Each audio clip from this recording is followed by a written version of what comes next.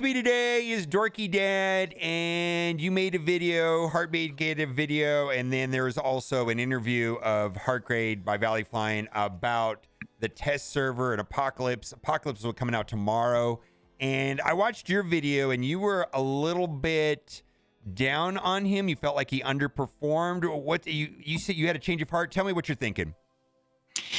So, a little bit of both, right? I think we see a character like Apocalypse after a year, and we think like Dormammu, Doom level changes. When the footage you're showing right now, it's all horsemen. Horsemen are doing everything, right? They're doing all the heavy lifting. Apocalypse is just kind of pretty. So I started thinking, like, what is he gonna bring to the defensive side? I default to thinking how to trip people up on defense, whether it be War or Crucible, and I couldn't think of anything to do. And I spent hours trying to think of it. He's too slow. He's not protected by a safeguard on spawn. He doesn't have defense up on spawn. He only has immunity. So how could you protect him? And the answer is you can't. You really can't with the super strong offensive teams we have. And then I could only play this mode because we didn't have access to any arena or anything like that. A couple hours after that, and I hate being wrong. I hate it. They let us go into Crucible, set our own teams up for defense, and go use Apocalypse. So I decided I'm going to try Apocalypse on offense to see if he can change things. Apocalypse's kit, just the part where he takes the safeguard off, and his retaliation giving him speed up, crushes teams that spawn with safeguard. Some of the most annoying teams. Okay. Darkhold gets crushed by Death Seed Apocalypse. Infinity Watch, Apocalypse, anything crushes that really quickly because you can just nuke Phyla-Vell. And then the big one, the one that I was like, oh my god, how did I not think about this?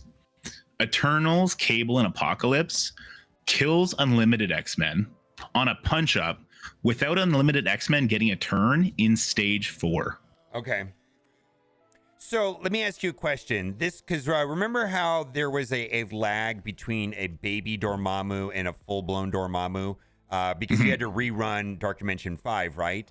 And in some ways, we're going back a year ago or so. The baby Dormammu was a liability on defense, but it was still exceptional on offense. So I feel like very few people will be getting a big boy Apocalypse. I just did a poll here in chat of people who are going to be ready for a baby Apocalypse. And do you have the ISO 4 for baby Apocalypse? And people in Twitch chat are probably a little more engaged than a lot of, like, I wouldn't say this is like the average player that is on chat. They're usually more engaged, right? More advanced, right? And so 35% of the people, and there's free to play people getting a baby Apocalypse. So two things.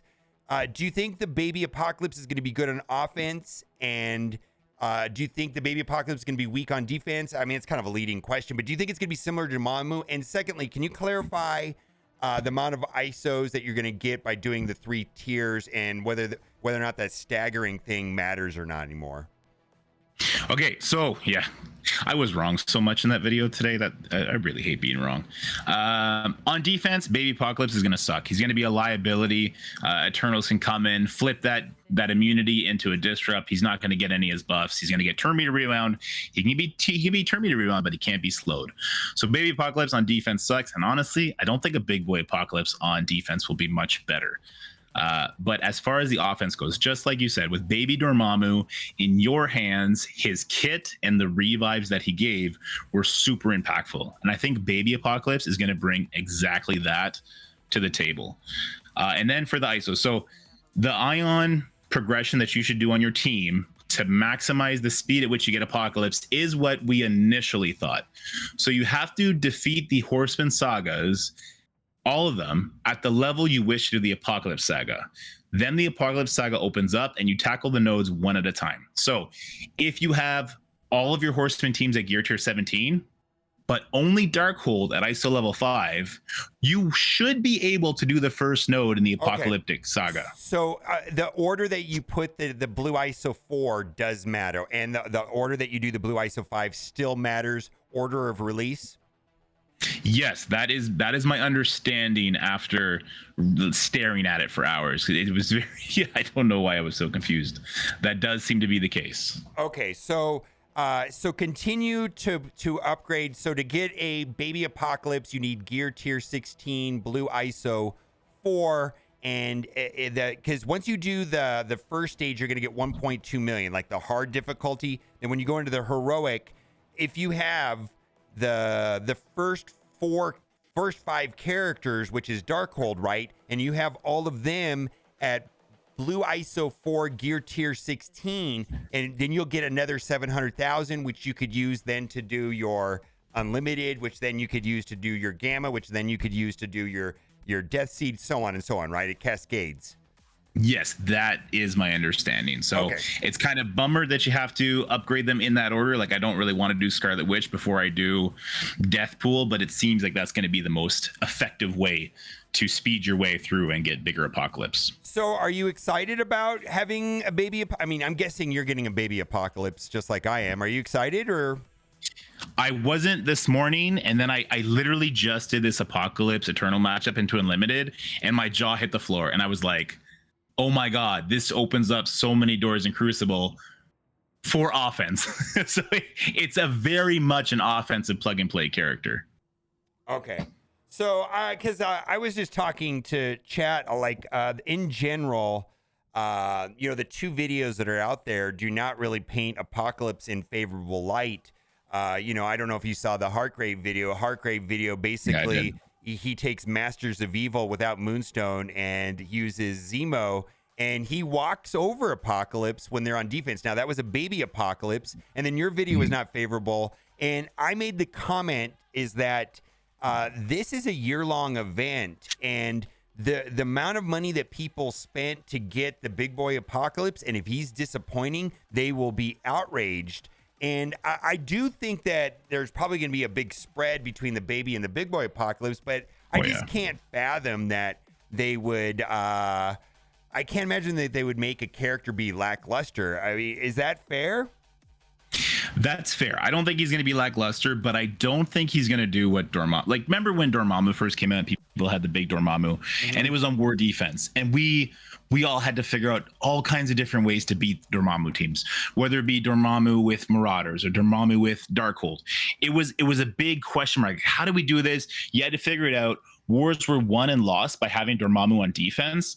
I don't think that'll be the case even for big Dormammus. He's not going to be the defensive meta changer that the past year-long characters have been. Instead, he's just going to be an amazing offensive tool.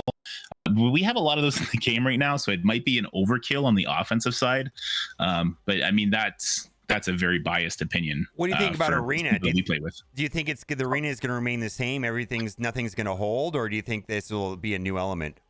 No, I think he's garbage. And I don't think he can hold on defense. I think on offense, you'll love using him in Arena, possibly, I guess. Otherwise, I think with Weaver, there'll be very, very quick, creative ways in order to just get around him. But like the footage you're showing right now, if you surround him with all the horsemen, I think it's a waste. He doesn't do anything compared to the other horsemen.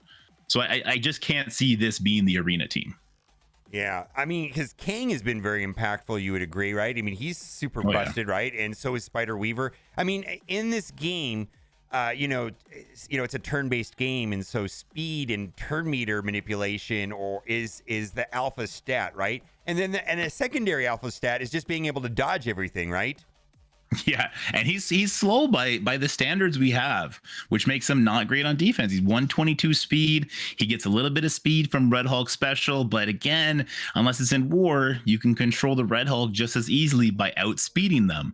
So that's the big ring. You're exactly right. You're not going to be able to unspeed the Apocalypse. I got to talk about something very important first before we wrap up this video. The most important thing.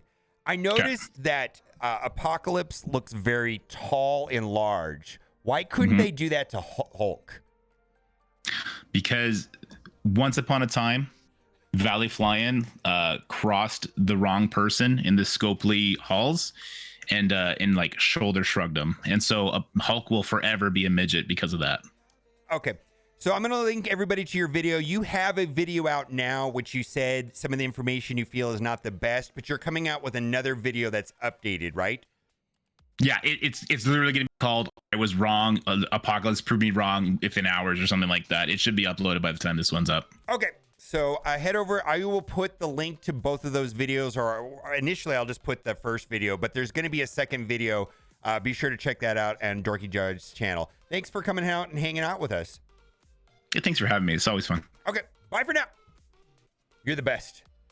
Dorky Dad's the best. Except when he gets everything wrong at first. Oh my god. Test servers, tricky to get right. Really, it is. Well, we just didn't have any content to do. The second we were able to bring it into Crucible and use it on real teams, it was like, oh, this is actually a character. Yeah, I get it.